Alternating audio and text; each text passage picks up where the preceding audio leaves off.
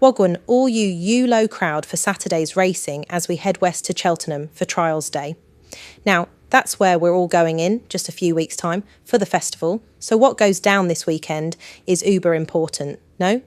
So, if the rain ever stops, it's going to be a fascinating day on Prestbury Park. But let's get a few of the also rans out of the way first.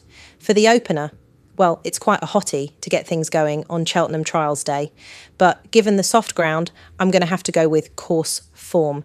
So that gives me the choice of the Anthony Honeyball pair of Jordan's Cross and Cador Sonfray, or Nicky Henderson's Caliphate en Vol. So I reckon that Caliphate en Vol won't be at his best on ground this deep. And of the Honeyball duo, Jordan's Cross looks the more likely to me and can make up for falling here at the November meeting when just challenging for the honours. Sam Twiston Davies gets the leg up, and with plenty of festival winners under his belt, that'll do for me. In the Glen Farler, I'm going to go with the December winner, Final Demand, over this cross-country course to score again, but it's altogether a fascinating race. Reason, JCB Triumph returns to take Final Demand on again, but this time with a bit of a pull in the weights from that December clash. Emmett Mullins once more showed a brilliant piece of race, placing with JCB Triumph on his first start since arriving from France, and although he'd never been anywhere near this sort of trip before, didn't look like he hadn't. Favre de Champoux would be my each-way pick for this open contest, but Final Demand does love a test of stamina, so gets my vote over JCB Triumph. In the closer, I'm looking for the Blue Room to be landing this for Ollie Murphy and Sean Bowen, to give this winning partnership a good end to the Cheltenham trials. He did look like he had plenty under the bonnet when chasing home No Drama.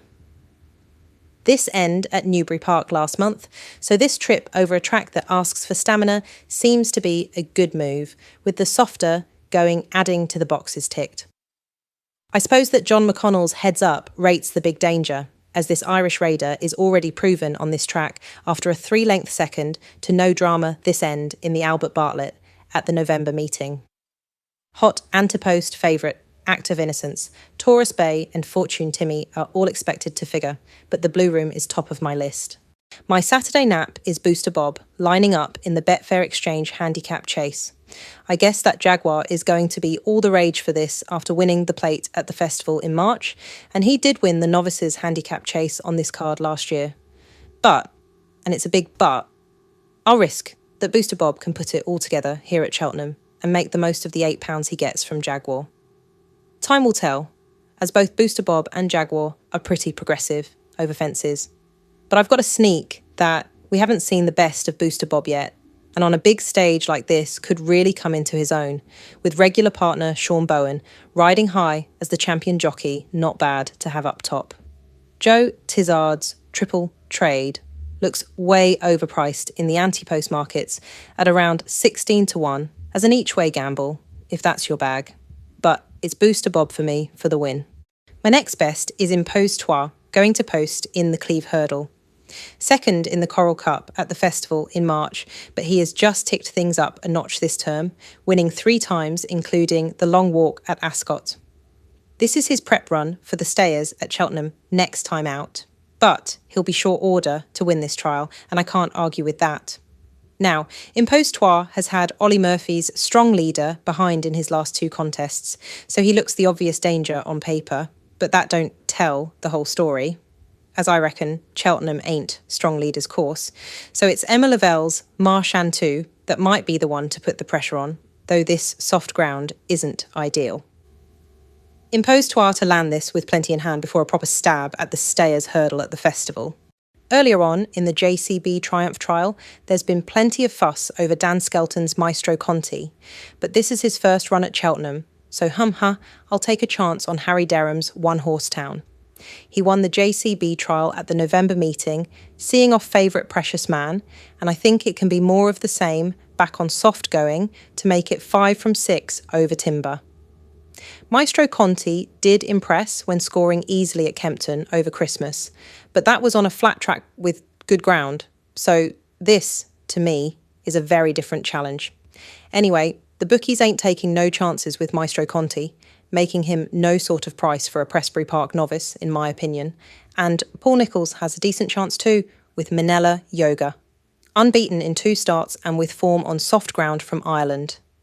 Nope, neither of these grab me, so it's tried and trusted one-horse town to bring home the bacon. Of course, the Cotswold Chase is the one they are all waiting for on Saturday. Right then, every trainer wants to win the Gold Cup, so when you think you finally have the horse to do it, that becomes a big moment. And that's where Dan Skelton is right now with Grey Dawning. So he'll be hot-footing it around in the parade ring when everyone wants to ask him that question before this trial, the Cotswold Chase. Obviously, he can only tell it one way, putting a positive spin on it all, but he'll have a few butterflies as they get underway shortly after. But this is one trainer, right on the money just now, and all the hard work over the years is paying dividends. So, can Grey Dawning win the Cotswold Chase? Yabba dabba doo. If he does. But, sorry, Dan and Harry Skelton, I do think that Lompress has your measure here, on this soft ground, to defend his title in this race. The way I read it, with just the 4 going to post, Grey Dawning will end up having to take the race from the front. But although he's won at Cheltenham before, this is going to be a sapping trial over this trip on deep ground. And I'll take Lompress to take full advantage going up the stiff finish. A cracker in store, but Lompress to just outstay Grey Dawning, I hope. Next up, another race with just the 4. But for me, this is a match between Sergino and the New Lion. Now, here in the office, we've been all over the New Lion since before he won the Cheltenham Hurdle at Newbury last season and proved he could handle this track when scoring in the Turners at the festival back in March, though Gordon Elliott's The Yellow Clay gave him a good run for his money. And I do get it that Dan Skelton thinks that the New Lion has the speed for a champion hurdle, which is why he lined up in the Fighting Fifth at Newcastle and goes in this race today, but I'm still not overly convinced that is his best plan for March. So, by contrast, Sergino to me is a true 2-miler, and that's where the doubts creep in about the New Lion winning this international hurdle, as it's better known. A good contest to watch, but it's Sergino that floats my boat.